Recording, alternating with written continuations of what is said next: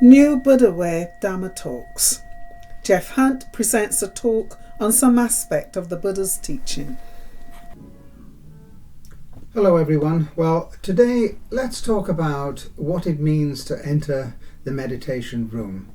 When we enter the meditation room, are we just entering a room, or is there something special about entering the meditation room? What does it mean to be in the meditation room? You're going into a place in which you're going to be mindful for the whole hour. So it's not in fragments. So it's not like, oh, Jeff is now inviting the bell. But just be mindful, if you like, of the words and the sound of the bell. So you're paying close attention to that. Then we come to the sitting and breathing meditation. But of course, then we stop and you hear a bell for walking meditation. Now you're getting up, but you're still mindful. It's not like, oh, there's a gap now, I can do what I like, I'll scratch my head. The getting up, you're still mindful, because it's like I am getting up. I can sense my whole body getting up. Right? How do I do that? Right? So you're still aware of getting up. Then you might think, right, now I'm waiting for the bell. Why is Anne taking so long over inviting the bell this time? Why doesn't she just get on with it?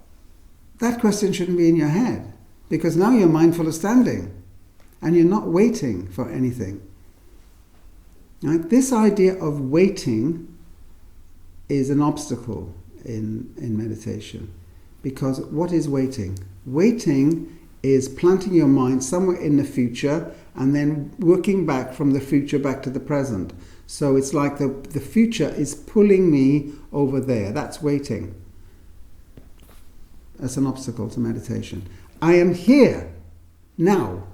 So I'm here now when I'm getting up, when the bell is going to be rung, but there's just some silence and I'm just standing. So you're just then aware of your standing, and you can pay attention to motion in your feet and ankles as you maintain balance. But don't think I am waiting for the bell to be rung. Sometimes the bell will be rung quite quickly. Sometimes we might trick you all and you stand for 5 minutes before the bell rings. But it doesn't matter, because you're not waiting for anything. You're just in that moment, whatever happens. Even if a meteorite came through the ceiling, you would sit perfectly still. I'm kidding, right? Okay. We did have a bird come in once. We had a crow that came in through the window. And that caused a little stir in some corners until they all remembered that they were meditating. And the crow kind of sat there and meditated with us for a while, and then went back out through the window. On another occasion, a wasp came in, and that does happen from time to time. And of course, some people get very agitated with wasps, and then you get agitated, the wasp gets agitated. So then you get more agitated, so the wasp gets more agitated, until finally it all ends with you getting stung. Try to be mindful continuously, whatever's going on. Don't think I'm waiting, or what's going to happen next, or why is this person in front of me walking so slowly? All that is thinking. And all of it is, it's either craving or rejecting. Like, why is this person moving so slowly? That's a form of rejection, actually. Don't think about them. What are you doing, is the question. That is, I'm asking myself, what am I doing? Not what are they doing, or what is Jeff doing, or what's coming next. All of that is outward. This is inward, in the moment. To try and do that continuously for the whole hour, whatever is going on. Yes, Lynn? So it's also quite good to realise that you don't need to be in charge. You can actually let go of all that, and you can just be here and await instructions and not have anything else in your mind other than what those instructions are. And it can be, it's so different from what else happens in our life. It can be very free and relaxing to have that hour of, I've come here and I've let go of all that.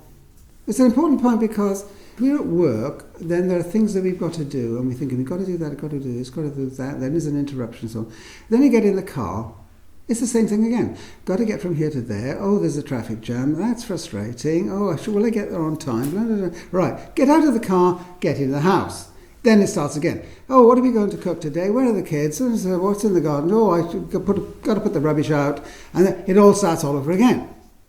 Then we think, I'll go to meditation over at the quiet centre. But we haven't changed our frame of mind. So when we come to the quiet centre, there's a tendency to continue in the same attitude of mind. That is, what were those words that Jeff was saying, and how is he going to ring the bell, and could I ring the bell one day, and I wonder where it was made, and I wonder what it's made out of, and I wonder what time did we finish, and how long have we been here? Same thing that we were doing at work, at home, right? So when we come in through that door, I sprayed some magic spray around that door, okay?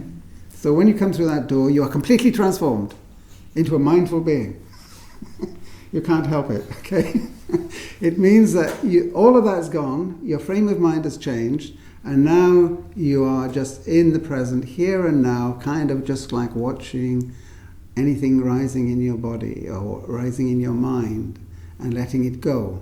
Like, oh, that's interesting. So for that hour, you are not in the same place in your mind that you are when you're at work or when you're at home or when you're in the car or any of that. Even being on holiday, actually, there's some huge delusion about holidays, I'm sorry to say, which I suffered from for many years, is that, we get out of the work and the home and all that stuff by going on a holiday.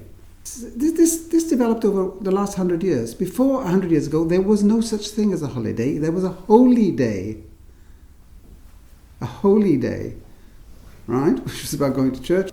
Now it's become a holiday. It's like pack all my bags, carry 10 kilos or more around the planet, damaging the atmosphere, so I can sit on somebody else's beach, right? And then now that's supposed to be an escape from the stuff I'm doing at work, at home, and so on. But actually, if you watch very carefully, you'll find that you're in the same frame of mind a lot of the time. What's the hotel going to be like? What's the food going to be like? Oh, did that food upset my stomach? Oh, doesn't that cost too much? Why is the waiter so rude? Oh, and then by the time we get home, we actually need a holiday. It's all a little bit mad, isn't it, when you think about it? I'm not totally against holidays. My wife and I go to local holidays now and try to be restful in our minds. All I'm saying is that, what I'm saying really is that you're probably in a kind of state of mind habitually, which has become a way of life for you. And you need to step out of that, at least now and then, so that you're getting your mind is really at rest. Because you can sleep 8 hours, you can sleep 9 hours, you can sleep 10 hours, and you're still exhausted when you get up. But that's because your heart is disturbed. And you just start the whole rigmarole again. You can open your eyes in the morning and think, oh gosh, I'm still here. It can be that bad sometimes. Like, oh no, not another day, right? In other words, you've just had 9 hours, but now it's starting all over again. So how do we just step out of that frame of mind of busyness, agitation, worry, being pulled by the future or dragged back by the past, and we are just never in the present? Well, that is what we are learning. So what we are learning here is to be in the present and just let go of the rest of it. And you say you're just present. Now it does require an effort, because breaking with any established habit is difficult, let alone a lifelong set of habits. So that's going to require, some work. Here in New Buddha Way, we're providing an opportunity for ongoing mindfulness. Not that I'll just pop up on a Sunday morning, feel a bit relaxed for a while, and then I'll go home and it all starts again. It's gradually, transforming the way you see your life and what's important in your life, how you relate to people, and so on. So that restfulness comes into your mind really wherever you are and whatever's going on.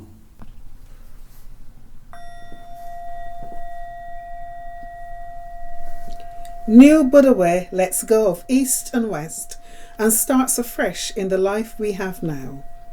For more information, visit www.newbuddhaway.org.